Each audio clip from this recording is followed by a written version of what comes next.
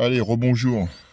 Alors, on va compléter la vidéo que je vous ai présentée concernant le réglage de l'antenne ITA 2 éléments, BIM 2 éléments, parce qu'on a vu qu'en déplaçant l'antenne de quelques mètres, alors tiens, vas-y, va sur l'antenne vite fait, on voit qu'on a remonté l'antenne vers nous et que le ROS a changé. D'où l'influence du sol. Hein. Je vous rappelle que les Yaigi sont très sensibles à l'influence du sol. N'hésitez pas à les dégager. Ça sert à rien non plus à les mettre à X mètres du sol, si ce n'est de les dégager au plus de leur environnement. Mais déjà, si vous voulez, pouvez les mettre à une longueur d'onde, à minima une longueur d'onde du sol, donc à 10 mètres, 11 mètres du sol, ça serait le top. C'est pour ça qu'il y a les pylônes de 12 mètres, et puis après, c'est autre chose. Bon, revenons à nos moutons. On va faire un SWR complet, et on va voir, on va appuyer sur OK, et on va voir que là, ça descend, ça plonge vraiment. Voilà.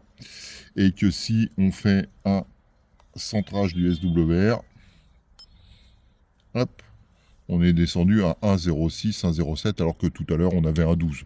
Donc on voit bien que ça change. D'autre part, ça change aussi sur la bande passante. On va revenir comme celle sur le SWR général.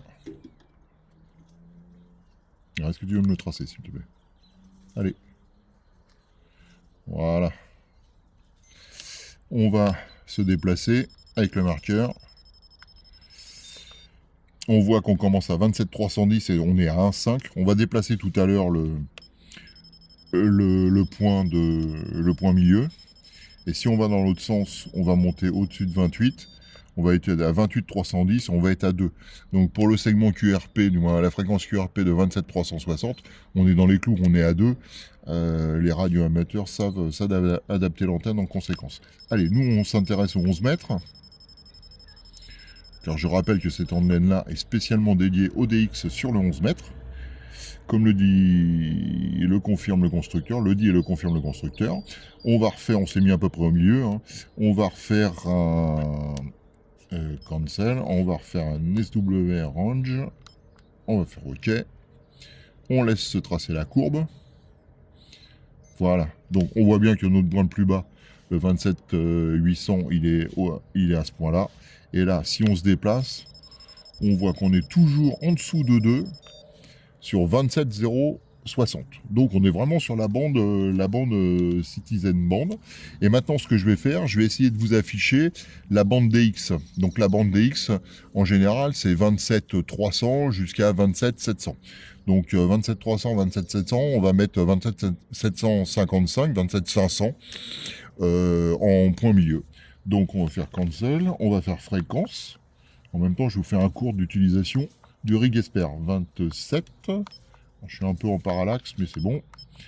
Voilà, ça fait OK directement. Je vais vérifier mon range. Donc là, j'ai mis 1 MHz, je vais réduire. Je vais mettre 800, ça fera 400 de chaque côté. C'est plus facile. Je vais mettre 900. Et puis, je vais faire SWR. On laisse se tracer. Alors, est-ce qu'il est parti? Je ne le vois pas. OK. Voilà, là, ça trace. Alors, je vais m'en déplacer pour pouvoir lire. Excusez-moi. Donc, on est toujours en dessous de 1,5 à 2700. C'est formidable. 2700. On voit que nos 27,800, il est par ici, 27,820. Voilà, on est toujours bas, et on est sur 27,900. Donc c'est vraiment formidable en courbe de réponse de cette antenne-là. Montée à 2 mètres du sol, elle est à 1,80 m au-dessus du sol. Qu'est-ce que je voulais vous dire d'autre? Ah oui, astuce. On va mettre 27,555. Moi, je vais vous donner un truc de DXer. Un DXer qui a une bonne antenne et qui sait utiliser les paramètres de son antenne. Ici, on va faire... on va faire console, c'est pas ce que je voulais faire. Les DXer sont la plupart du temps sur 27, alors 0, 27, 555. Le canal 12 en supérieur. Voilà. Et puis, je vais mettre range, je vais limiter ma bande à 500, ce qui va faire 250 kHz de chaque côté de ma fréquence centrale. On est d'accord? On fait SWR, on fait OK. Voilà. Et on trace la courbe, on voit qu'on descend sur 27 800.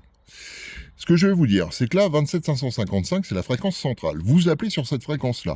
Et bien, si vous êtes sûr et que vous connaissez votre point de ROS le plus faible, demandez QSY sur ce point de ROS le plus faible. Ce que j'entends par là, c'est que quand vous lancez appel et que vous demandez QSY, demandez QSY, là je prends le cas présent, sur cette fréquence. En l'occurrence, 27805. Pourquoi? Eh bien parce que comme vous n'avez pas d'ampli, vous allez tout simplement jouer sur la qualité de votre antenne pour avoir le ROS le plus faible et le rendement le plus fort, donc le rendement optimal de votre antenne.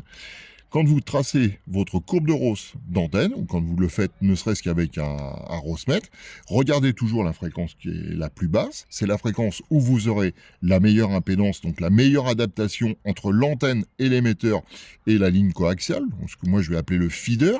Voilà. Et c'est là où votre rendement sera optimal. Sachez, ça c'est valable pour n'importe quel type d'antenne, que ce soit une verticale, une horizontale, une loupe ou autre chose. Vous optimisez votre rayonnement et votre rendement, le rendement de votre émetteur, grâce au ROS le plus faible. Et ça, personne n'y pense, mais c'est un truc de DXer, c'est à savoir. Voilà, je vous remercie de m'avoir suivi, c'était la deuxième petite vidéo sur l'antenne ITA, et je vous remettrai les liens en dessous de la vidéo. À bientôt, 73, merci à tous.